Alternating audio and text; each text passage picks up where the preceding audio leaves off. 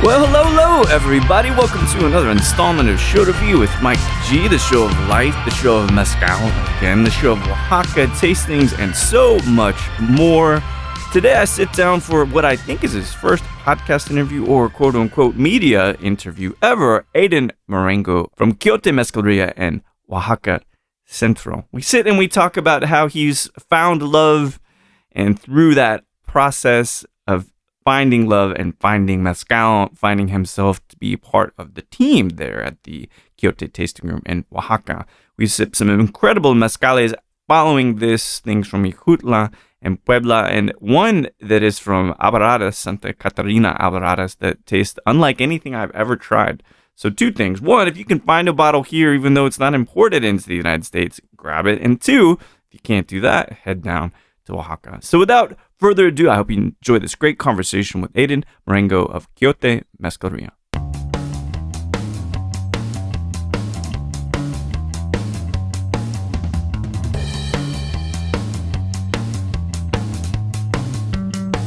So when I was talking to Mateo earlier, because it was funny because he didn't know I was coming to the 6 p.m. tasting with you.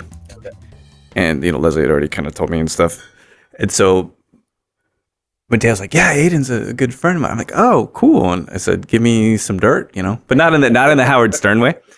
But anyway, what he told me, which we'll talk about here shortly, but I really liked it because it feels like you're a romantic guy. Yeah, a little bit. And so what I wanted to share with you that I mentioned, I was going to say that I've only told 2 people this, one being my partner. Okay. And believe me, this is not heavy at all. It's the complete absence. Teasement. So I'm not the biggest Bridget Jones fan. Okay, have you seen any of those movies? I think I have, yeah. So they made a new one. Bridget Jones has managed to have a successful career as a movie star or in the movie as a writer. But they're kind of British rom-coms. And I'm not the kind of guy that's like, I want to watch British rom-coms. But I watched the new one yesterday, which this is not a spoiler. It's part of the summation of the movie. But she loses her husband. She ends up being a single mom of 2 for 3-4 years. And she finds love again. Of course. And fuck you. Shit you not. I cried twice during that movie. Okay. And I'm not really sure why. So I guess the question is, when I talk about, are you a romantic guy? Are you in touch with, and this is not going to be a psychological thing, I promise, but are you relatively in touch with your emotions? Do you feel like you can talk about how you feel and that you can share what you're going through with your partner? I do. I think normally I have to think about it for a little while until I finally know what I'm going to say. Or I don't want to say exactly what I'm feeling right at that moment, but processing, right? Yeah, until I actually dial it in and figure out exactly what I need or want to say. So that's when it goes down. thinking about a business, and we'll talk about Quiote inevitably here.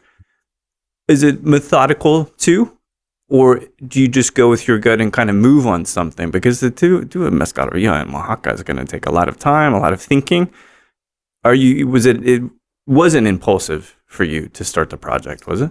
No, so I didn't start the project. I mean, Celia started this project 2.5 years ago. Yeah. And when I met her, I was a customer first. Oh, okay. Yeah, so I was a customer, and then eventually I went on a trip with her, with Omar, our friend, who's a tour guide there, and I really liked the space. I bought a couple bottles because I really loved some of the juice that she had and things like that, but being part of Quiote was never really my intention. And then I went back on a brand trip with a bigger brand, obviously, because those are the ones that can do brand trips. Well, they get some money. Yeah, right? exactly. And running water. Yeah. Typically to make the joke. Well, okay, so that kind of frames a little bit for me.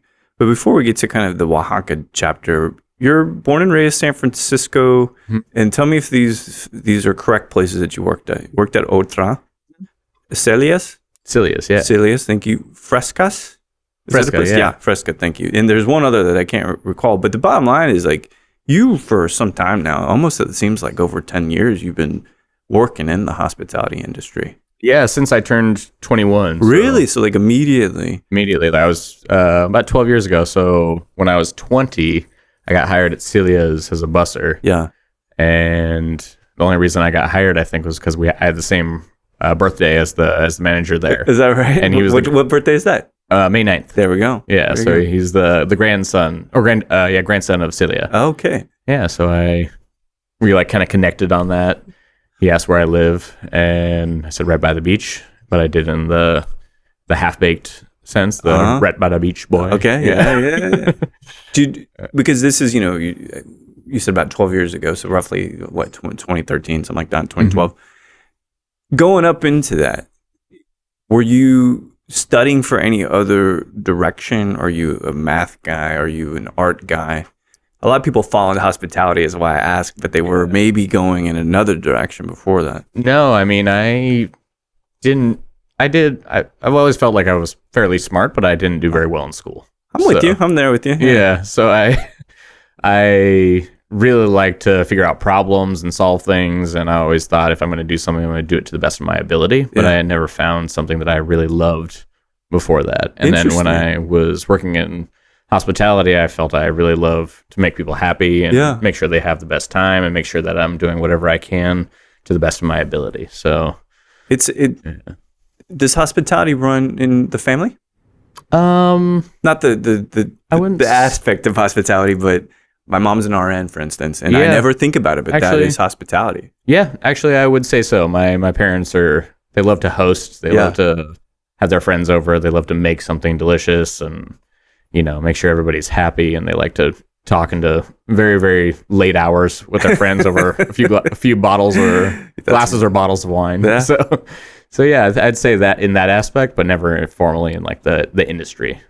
I think it kind of comes from our folks in a lot of ways, right? This kind of wanting to help other people or meet them where they're at and be hospitable. Did you ever want to do the 9-to-5 day job piece, sitting behind a desk? And I say that, and I do that a lot, but I don't always love it. I mean, before I started going into like bartending, I worked a little bit at my mom's, she's an office manager for a neurosurgeon. Oh, okay. And I would work a little bit there, and it just didn't interest me too much. Yeah. Do you find that you were even hospitable then, though, or given the opportunity, like talking to patients that were coming in and out? Like, definitely. I mean, I always make them feel welcome. They're there for something they don't want to be there for. Neurosurgery, you said, right? Yeah. Yeah, that's probably not great. No. Spinal and neurosurgery. Oh, spinal too? Yeah. Really? But you no predilection or no kind of interest in going into like medicine or science in that way? No, not in particular. Yeah. Your dad what does or did he do? My dad's a writer. Oh, really? Yeah. What kind of stuff? When I was younger, he was a music agent, and then was he really? Yeah, so he was a music agent for kind of smaller bands, like in the Bay. In the Bay Area, yeah. Really? And then after that, he became just working on his own. He always worked from home, so whenever I was at home, he was at home. So I didn't have a lot of time to like by myself. He was always in the other room. But it was always nice to have my dad around. He's a big gardener as well. Really? So he loves botany and, taking care of things. So I imagine having a dad that's an agent. And now I think of A&R, that's not exactly the same thing anymore. But if you go back 20 years, whatever, that term exists. But he must have been playing music all the time. Is that fair? Is he introducing the family to music, or did he want to leave work behind? I think when he was younger, he played some music, but he didn't play instruments that much growing up. He did play a little bit of guitar, but it was just for himself. It was just an outlet, I think. Not a professional career. No, yeah. Any of that trickled down to you? Any musical talent? I played a little guitar when I was younger, but it never quite stuck. Yeah. Everybody that's in this mezcal industry, and I interview all kinds of people, but like they're all failed guitarists. I can see that, yeah. And I'm not a failed guitarist, but I'm one that never succeeded. Right. Right. So it's kind of right in the middle. So predominantly when we talk about frescas, right? I suppose, and then otra, like you've been around Mexican spirits. Is that fair? Yeah. Do you remember your relationship, how it began with mezcal? Yeah. So when I was working at Celia's, I was maybe like 22, 23 when I got to the point where I felt really comfortable bartending and talking to people. And then I noticed there was a point where people were always asking me about tequilas because that was the big thing back then, especially in San Francisco. It's tequilas. Tommy's, right? Yeah. So I started going to Tommy's. And, they have a wealth of knowledge that I don't think you can find for a lot of other spirits categories. People who really care, people who really know. So I started going to Tommy's, and they kind of got me hooked on agave spirits. And then as the category of mezcal grew, as I was a bartender, I found that I just loved mezcal a little bit more. It's pretty clear, and I'm with you. I think it's the most interesting. I think it's the most diverse spirit of anywhere. And you can say like there's some Eastern European brandies and stuff, but those are cool, but they're still never as complex as mezcal. But for you, what did you gravitate towards? It's hard because I think there was only a few brands, right? And since I was a younger bartender in my mid-20s, I was thinking about cocktails, right? So I was like, how can I turn this into a cocktail? How can I make it palatable, balance these flavors? And then the more I started like sipping spirits neat, when I got a little bit past that, I started realizing there was so many interesting things. And I think what we do in the States is we always think about brands first. I couldn't agree more. Yeah, because that's how we're paid to think in a way, if you think about it. Yeah, and it's most relatable, right? You see a picture and you see this bottle that's always facing you on a bar. You think about that brand and what is inside that. So if you try, say, Beefeater Gin or Jameson, it will always taste like that. Yeah. And then what I loved about agave spirits was that when I tried an agave spirit, it'd be or a good agave spirit, it's kind of smaller batch. It would be a little bit different every time. Yeah. Because there's so many more variables than there are controls. So I wanted to learn more about mezcal and why. And as I think when I got past the fact that most things are brands, what I learned about mezcal is the mezcal that I really loved were from specific producers, because they might be under a few different brands. But I got past the brand part and was like, oh, this person makes this mezcal. I want to go visit this person. So when I first went to Oaxaca, that's what I was doing. I was like, I want to go visit this person, not I want to visit a X, Y, and Z, brand. It is a weird way because you think of whiskey and whiskey is a brand, and the concept and the role of a maestro or a master distiller now, that's been, it's celebrity now. You know what I mean? Yeah, for sure. But that's a huge shift from where it was when you're thinking, well, this is the brand and this is kind of the behemoth. If you care to share, that first time you went out to Oaxaca, who was on your short list that you wanted to go visit? Maestro or maestra? Felipe Hale. Cool. From Mengoli. And Victor Ramos. I was like, if I can do these. You love this Miawatlan stuff. Okay. I love Miawatlan. Yeah. It's one of my favorite places. That's also where I went on a tour with Celia when we first met. So it's got a lot of special place in your heart. For sure. Definitely. What do you like about the style from Miawatlan? Because there's a similar note to me, but there's a lot of variety with regard to the agave and stuff. But what is it about that mezcal from that area that you like? I think when I first started learning about mezcal, you think about like clay pot and how interesting and unique it is.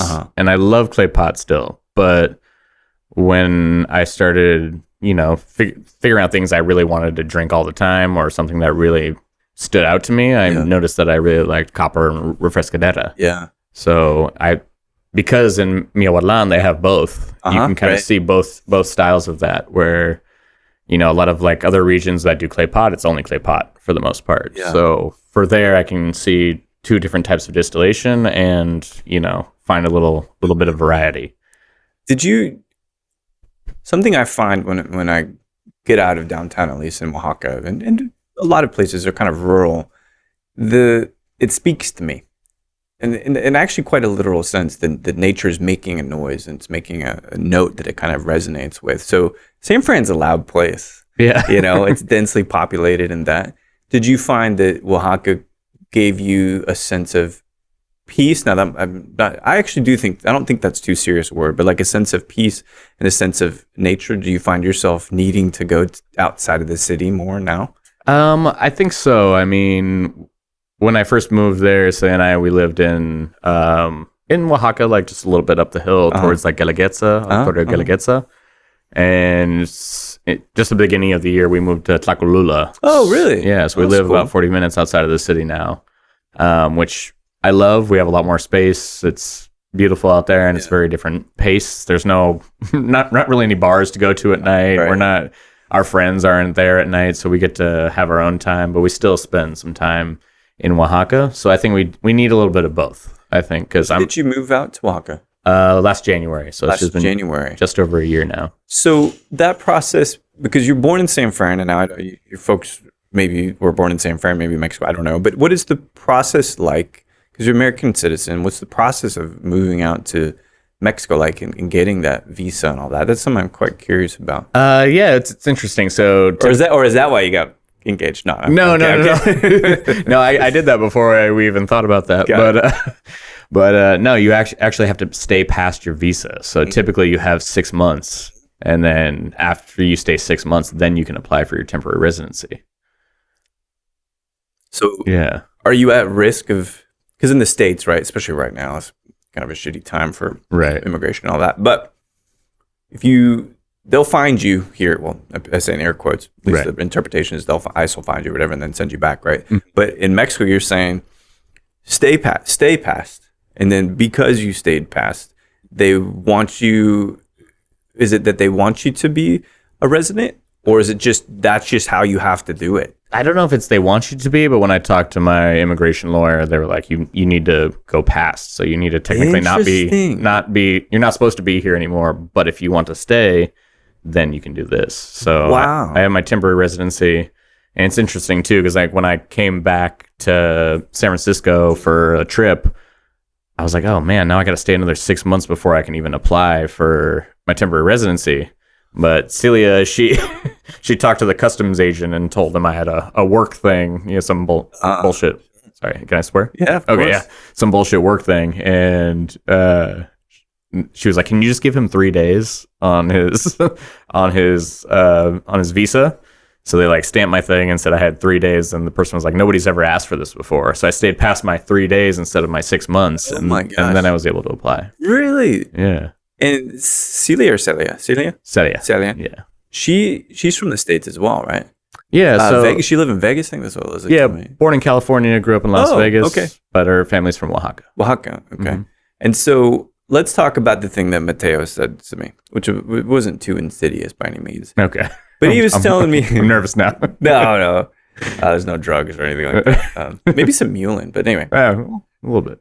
But he was telling me one fine evening, and I'll try to paint this like I'm narrating, right? Even though I was not there. Okay. But one fine evening when he was trying to wrangle all the people, all the brand people, all the people that were out in Oaxaca at that time, he somehow managed to lose you, and in the wake of you losing your phone. So tell me a little bit about how this thing kind of unfolded, because apparently that was the evening that you met Celia. Is that right? That's what he told me. Now, bear in mind, I love Mateo. Yeah. But he has more drama than I do. Of course. Nobody can trust him. That's no, but I'm making sure I pace him so he listen to shit too. I had met Celia before that, on a trip before that. And when I was going with Mateo on this brand trip, I hit her up and I was like, oh, hey, I'm coming. Like, I'd love to come to Quiote. Had you all been keeping in touch before that? Yeah, just a little bit, over like Instagram. WhatsApp or whatever. Oh, okay. Got it. Messaging each other. Yeah.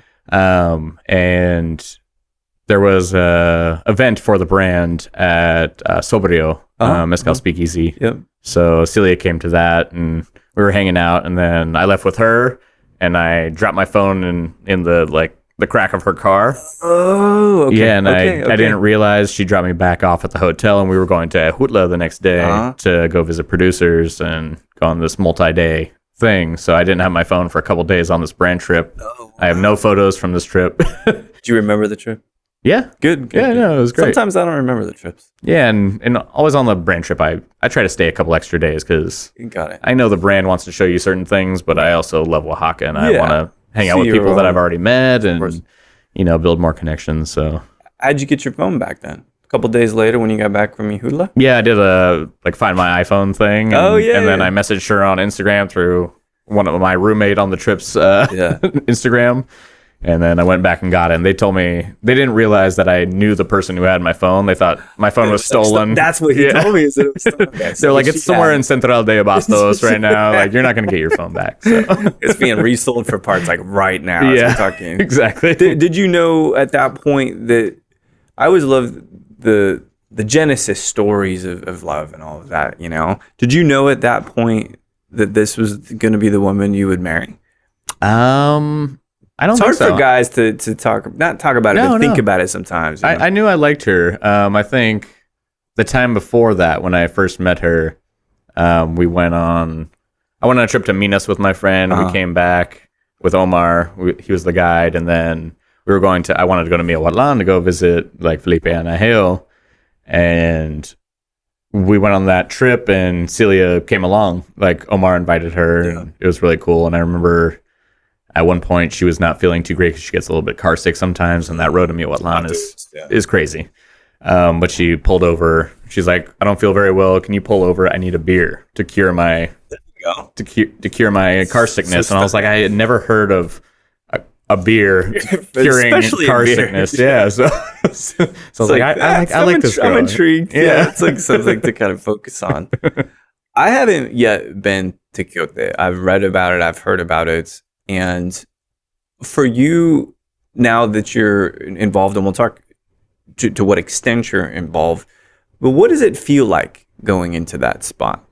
What's the vibe? I'm going to use that word when you get into Quiote. It's very light and bright. So we're outside of Centro, so we don't have to deal with a lot of the same things that Centro has to deal with. I feel like when you're in Centro, you have to make like a cocktail, you have to make a michelada, you have to make something other than mezcal. Because you got to appeal to maybe not pure mezcal people. Yeah, you have to walk-ins and all these people who are just like, oh, this looks interesting. But for us, I think we've garnered a lot of respect on just the mezcales that we source. And so we're typically open like 1 to 7, and we're outside of the Centro, so people come and seek us out, which is really cool. Yeah, that's great. And also Barrio Xochimilco is like one of the oldest neighborhoods, very beautiful, and it's more of a daytime walking spot, kind of like Halatlaco. So people come and visit us because of that, and we get to talk one-on-one without interference of not a lot of noise and stuff. Yeah, a ton of people there. We're on the second floor. We're not at street level, so it's a little bit different. But was it an inevitability once you got engaged that you would be part of the business, or is it something that kind of, because Omar, you said, and Celia and you, is it just the three of y'all? Yeah. So how did that balance work if you're kind of like the new guy kind of? I think Celia, like, I've always done like tastings in the States and everything, and I knew how to do them, but she has so many mezcales that she had picked up before I got there, so I needed to go and visit a lot of these same producers and like kind of understand. For me, that's the best way to learn. Absolutely. So what I can go and see firsthand, and then reiterate to people who are doing tasting. So it took me a minute to understand these 100 different mezcales that we have and be able to talk about them. That's maybe the fun part is like, well, it's work, but it's fun work. That's right. It is. Yeah. Podcasting is work, but it's fun work. Yeah. I'm enjoying this. This is my first podcast. So, that's the thing too, right? Is like, I wouldn't, because all right. So I try to find out, not in an ethical way, but I try to find out something about my guests before we talk, and hence Mateo just happened to know you and text me before talking about the lost phone. But it's one of those things that, so I was like, I'm sure Aidan's got an Instagram, and you do. And then I saw, lo and behold, we had like 30 of the same friends. Oh, really? Okay. Yeah. Like, this is not a big community if you think about it. Yeah. With respect to maybe bourbon is massive, but the mezcal community, that's not so big. It's when you seek out mezcal, I feel like it gets dialed in. It gets funneled, like to people who really, really care. That's right. And to that end, actually, because I hadn't thought about asking you this, but you've been in hospitality for a while. We've both been doing this thing with mezcal for quite some time. You're now sourcing, and when we talk about kind of some of and I'm drinking this Topeciche, which I think is really, really beautiful, but we'll talk about some of these others that you'll be serving at the tasting. But I saw a dude I'll elaborate. I saw a dude who looked quite young, and that's okay. Young is fine, old's fine. It's not really about the age. But I could see what he was trying to do with mezcal. And that was because he was doing a video about tastings, which again, I've done hundreds of them, But it felt like finally, but maybe not in a good way, that mezcal was getting really influencer heavy. You know what I mean by that? Like, so tequila, tons of people talk about tequila. Tons of people make cocktails with it, like on TikTok, on Instagram. Like Lucas, and I like Lucas quite a lot, Lucas Hussies. But tequila's still where it's at for most people. But then I saw this younger kid who just like maybe saw the opportunity to say, oh, I can influence a mezcal. Like, do you think that mezcal can be influenced in that way? It seems too wild to me, like the spirit itself. I think like when people talk about tequila and mezcal, and if it's going to have the same effect on the tequila world, what happened with that is going to have the same effect on mezcal. I think it's a little bit harder too, because one, there's many different types of maguey that you work with mezcal. Right.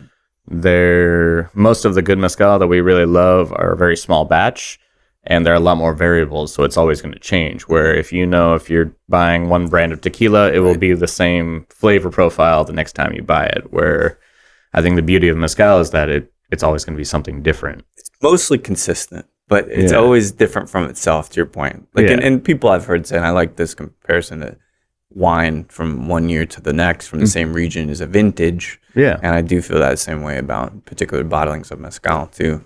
So do you think it would be good if somehow, despite the diversity of flavor, the diversity of production areas within Mexico, how strange mezcal can be, do you think can it ever be that popular? Would that be a good thing if it did become that popular? If it did become that popular, I think we'd lose a lot of those variables that we talked about that are what make mezcal unique and different from batch to batch, from producer to producer, all these different things. I would say no. Yeah. I don't think it can. Has your clientele changed at all? Like as mezcal becomes, even if just marginally, more popular globally? At Quiote or at Quiote? I think we get a varying degree of people that come into Quiote. So sometimes if they're just walking in, they just want to learn a little bit about mezcal. Yeah. And other people come and seek us out because they've heard about us or something like that, and they want to delve deeper into it. And those are the tastings I really love to do. So we do like a 101 tasting where it's just kind of get acclimated to mezcal and learn a little bit about it. We'll pour you four very different things. And with the bottle collector, we'll do like 8 different expressions, smaller pours, and let you try a whole bunch of things. And if we really like you, we'll keep pouring. But we'll pour like, I'm the same we'll pour way. like 12 things. Yeah, because we get excited. We want to we want to talk, and if you're interested, then we're interested. And curiosity begets curiosity. Yeah. And then it's really nice too. Omar Munoz does the science class, which is something that I can't do because I don't have a science background. I've taken his class a few times, but I don't think I could reiterate the same knowledge that he has. And apply the science aspect to mezcal. But if you have a science background or you understand these things, it's really, really informative. I've heard about it. When I hear about something being different with regard to what it offers educationally, that resonates very loudly. So that's one of the other reasons that I wanted to talk to you, because what you're doing at Quiote educationally seems really, really top of class, I guess you could say, right? Thank you. In terms of science. So knowing that you're not the scientist and there's the three of you, what are you bringing to this band? What is your unique skill set that you're bringing to I hope I'm bringing something positive, but no, I think what I help bring to it, I think, is that I used to work in the States for many years and bars that, where you have to serve a cocktail, you have to do all these things, and I can kind of relate from people who are from the States or from other parts of the world, or people that work in bars, and relate it to the knowledge that we get from mezcal, where Omar and Celia haven't done that part. So I can kind of explain to people, I can kind of reverse engineer from branding to what we're pouring for you at that moment. That's amazing. Yeah. And so this is your first time in Texas? Second time. Second time. Yeah. How do you, with regard to people like a mezcal, do you think Texas is a pretty warm place to pour mezcal? I mean, not now, it's like in the 20s, but It's cold right now, yeah. The coldest it's been and will be all year. But like, what's been your reception like to mezcal just in general here? Yeah, I mean, we did an industry tasting earlier, which was great, and we're going to have a few people in later on this evening. Yeah. But I've seen a ton of like really great restaurants and bars that are pouring really great mezcal. I haven't done enough like sitting down one-on-one talking to the bartenders to know what their knowledge is. And I think it's always something where I've gotten lucky, and since I moved to Oaxaca, that I've been able to delve a little bit deeper. But the search for that knowledge is something you have to want to do, because running mezcal bars back before, you can really love something and really try to talk about it and share your experiences.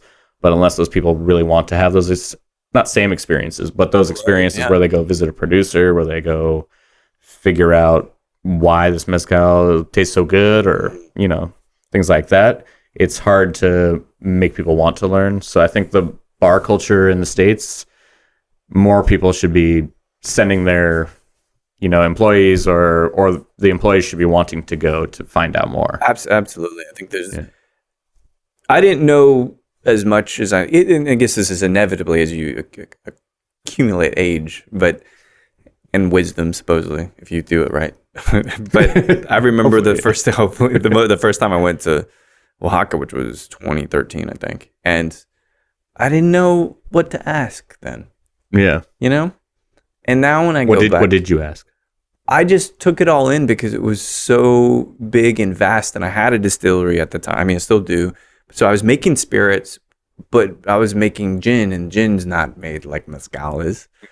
And some of the things I did know how to do. I knew what proofing was. I knew how to measure that. And maybe the first or second day I was out there, I was out with Judah at Acalino's place.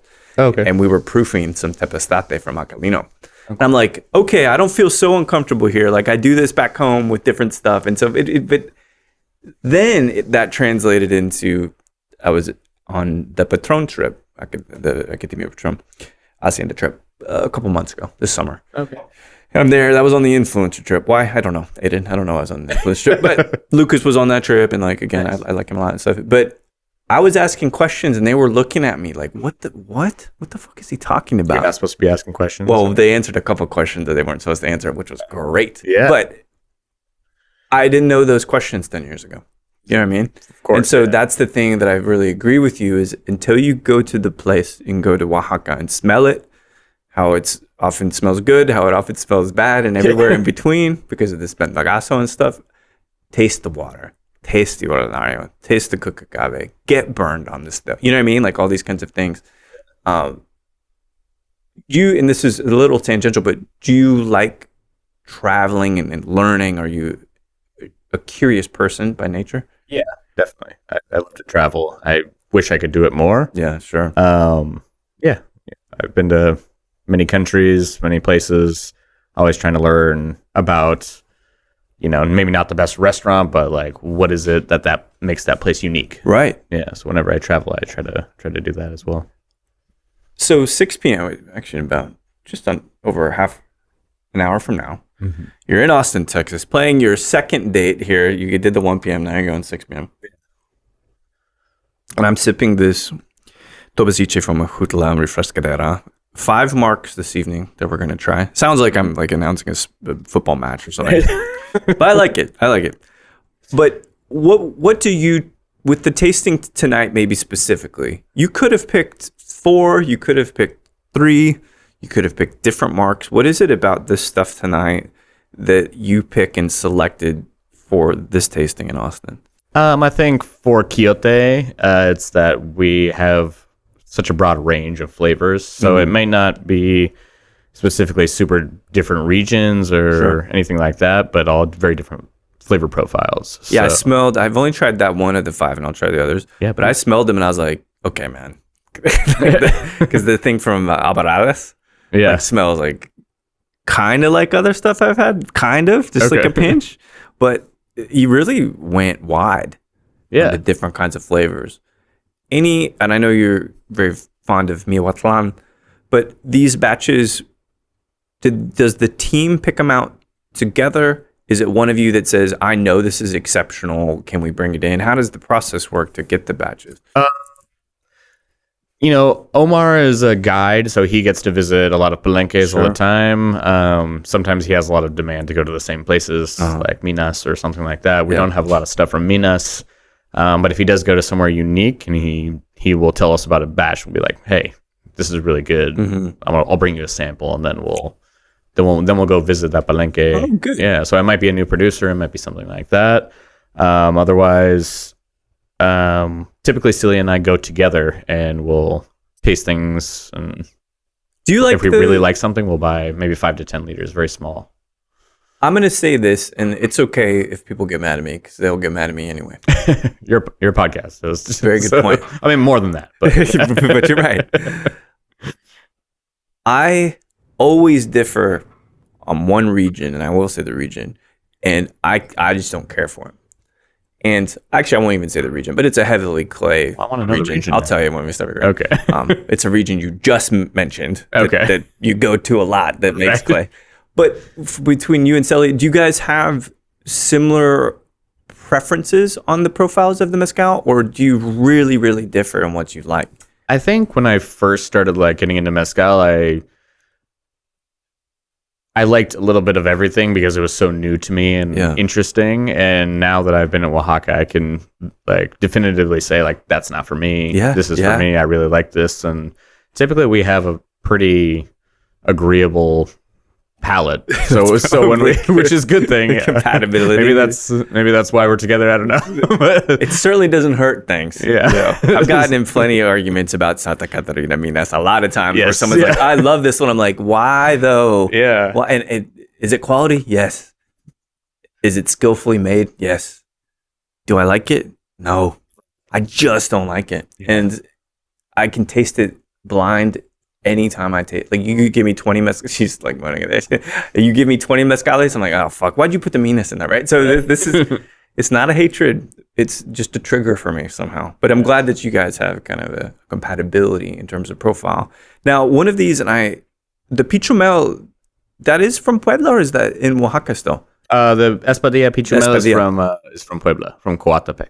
Did you go out there quite a bit as well? We don't usually. So we go to Michoacán a lot. We go to, other regions, Ajutla, places like that. But kind of in that cradle, a little bit southern, east, southeast, southwest. Yeah. We go there a lot. And then we decided a couple weeks ago that we really wanted to go north and find some interesting stuff. So we drove to Tehuacán and Zapotitlán, Salinas, and then tried to find some palenques on the way there. So this is pretty recent exploration than this particular batch. Yeah, very cool. I haven't tried it yet, but that region, I love the flavor of it. It's so uniquely not Oaxaca. Yeah. Right. Other plans to go into places like San Luis Potosí or Durango or Michoacán, or just as it happens? It's tough. I think we want to, but right now we're pretty focused on Oaxaca and Puebla mezcals.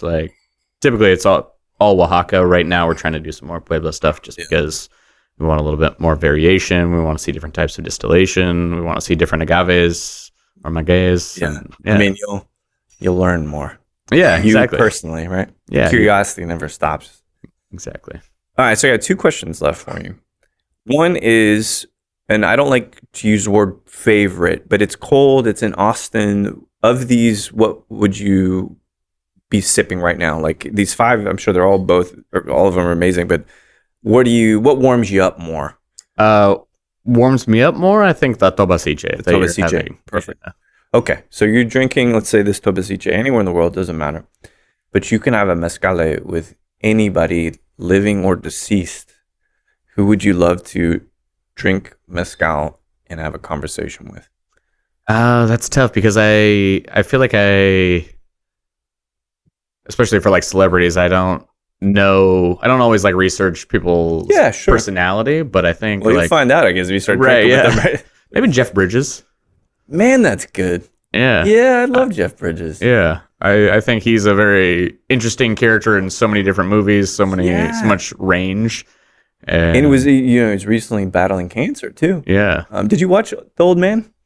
The new show he did on I did, FX? yeah. I've watched there's 2 seasons There's now? 2 seasons. I think I just watched the first season. Second is spectacular, but they canceled it this like within the past month. Okay. Jeff Bridges.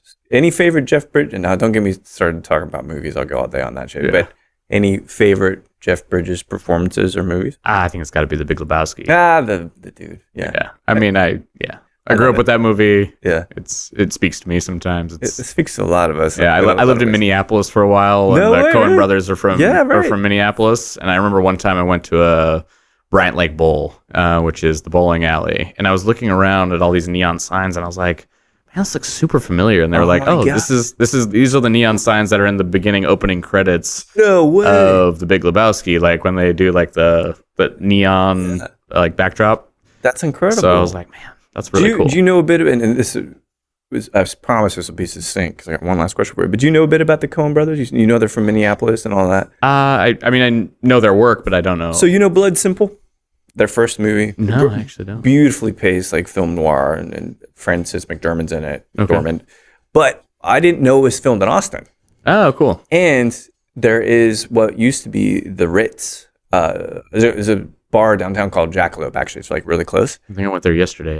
So they filmed Blood Simple on the top floor of that building. Oh, wow. That's cool. Yeah. So this is something that only you would get by talking to me on a microphone. Well, now I need to go to the top floor of that building. I know. Well, it's like a residency now, so you have to maybe talk. But yeah, because it's where she's living and she's fighting off an assassin, basically. Like really amazing movie. Anyway, so that's like the early 80s. So really worth seeing that movie.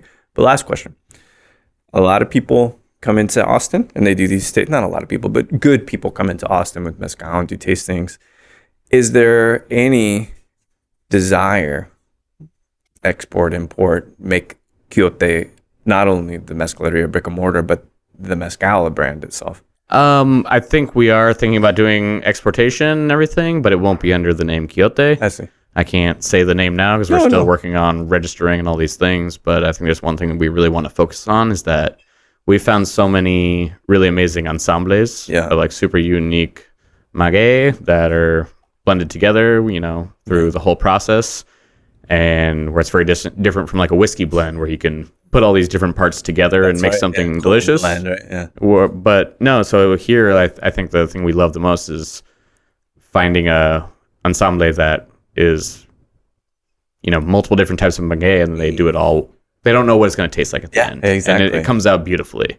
And there's a thing where a lot of ensembles here in the States are like 95% espadín, 5% tepestate. And we want to showcase all the different, like, beautiful different types of maguey in Oaxaca and put them all together. I like that. And showcasing batches that are just super, super unique. What do they call it? Like, there are a bunch of, I don't know the word for it, but there are bands that have, like, everybody's famous in the band. But they're also got their own band, like these ensemble things. So I like that kind of premise. It's like, well, let's just bring the best singer from this guy, this band, this guitar player from another band, the drummer, and then create something totally unique but beautiful. Yeah. I love that.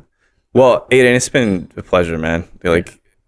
I'm glad this was your first podcast. I was a little nervous, and I really enjoyed this. It's really good. Made it very comfortable. Yeah, well, I appreciate that. In a way, this is hospitality too, right? Yeah. To like have people talk and share. But 6 p.m. is coming up, and I can't wait to taste more stuff with you. So thanks so much for taking the time out, man. Thank you, Mike. Appreciate it. Cheers. All right, cheers. Well, there we have it, Aidan Marengo of Quiote Mezcaleria. Now, we talk about it in the conversation, but he has a very decorated history in the hospitality world in San Francisco specifically. So he's so hospitable, so warm, and you couldn't tell that was his first interview. At least I couldn't from sitting down to chat with him. And again, either get down to Oaxaca to go to Quiote or try to find these bottles in the States. I don't know. There may be plans for that. There may not be. It's hard to say. But thank you, everybody, for listening to Show to V with Mike G. No matter how you're thinking, I don't have so many meetings tomorrow, or do I? And what should I do this weekend? I actually have time on my hands. Please keep dancing.